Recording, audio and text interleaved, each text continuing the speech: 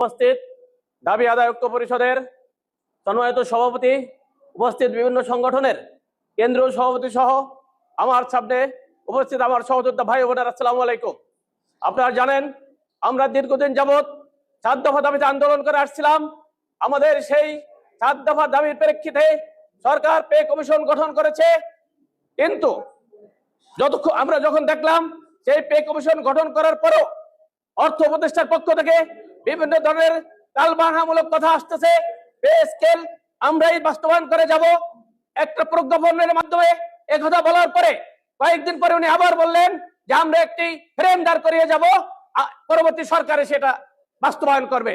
আমরা এই কথার প্রেক্ষিতে আমরা সারা বাংলাদেশের সকল কর্মচারী সংগঠন মিলে ঐক্যবদ্ধ হয়ে সরকারি, আধা সরকারি, স্বায়ত্তশাসিত এবং এমপিওভুক্ত সহ সকল কর্মচারী মিলে আমরা আগামী 5 তারিখে মহাসমাবেশের ঘোষণা দিয়েছি। আমরা সেই কর্মসূচির প্রেক্ষিতে সারা বাংলাদেশের প্রতিটি দপ্তর অধিদপ্তরের কর্মচারীরা প্রস্তুতি নিয়েছে এবং আগামী 2 দিনেও সেই প্রস্তুতি ইনশাআল্লাহ সমাপ্ত হবে। সেই প্রস্তুতির প্রেক্ষিতে আগামী 5 তারিখ শহীদ মিনারের সমাবেশ, ওই ইতিহাসের স্মরণকালের বৃহত্তর মহাসমাবেশ অনুষ্ঠিত হবে ইনশাআল্লাহ।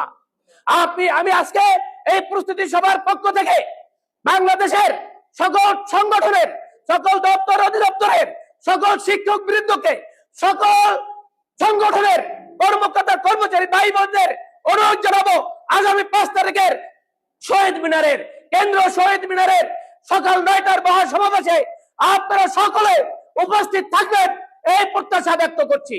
আপনাদের সকলের অবগতির জন্য আমি জানাতে চাই, আপনারা কোন ধরনের বিভ্রান্তিমূলক কথায় কান দিবেন না। আপনারা সকল বাধা বিপত্তি উপেক্ষা করে সকলে আগামী 5 তারিখের মহাসমাবেশে উপস্থিত থাকবেন। আমাদের মধ্যে কোন ধরনের বিভ্রান্তি নাই, আমরা সকলে ঐক্যবদ্ধ আছি।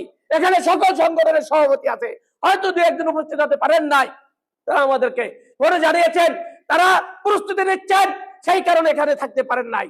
সকল নেতৃবৃন্দ উপস্থিত থাকবেন ইনশাআল্লাহ।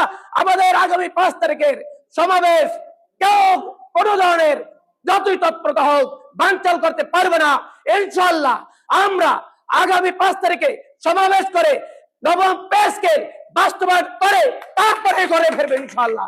সবাইকে পরিশেষে উক্ত সমাবেশে উপস্থিত হওয়ার আহ্বান জানিয়ে সকলকে ধন্যবাদ।